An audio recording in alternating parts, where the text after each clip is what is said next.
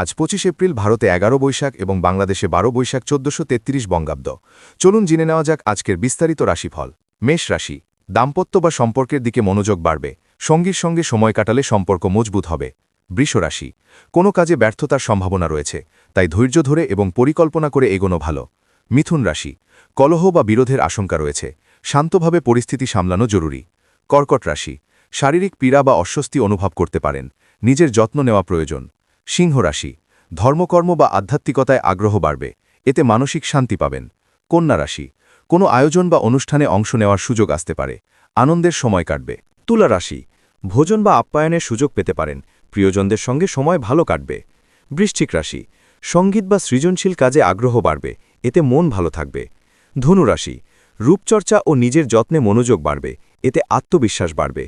মকর রাশি, সৌভাগ্যের সম্ভাবনা রয়েছে, নতুন সুযোগ আসতে পারে, যা আপনার জন্য শুভ হবে। কুম্ভ রাশি, সৎসঙ্গ বা ভালো মানুষের সান্নিধ্য লাভ করবেন, এতে মানসিক উন্নতি হবে। মীন রাশি, দেবভক্তি ও আধ্যাত্মিকতার দিকে মনোযোগ বাড়বে, এতে শান্তি পাবেন। ভিডিওটি ভালো লাগলে সাবস্ক্রাইব করুন এবং আপনার রাশি কমেন্টে জানাতে ভুলবেন না।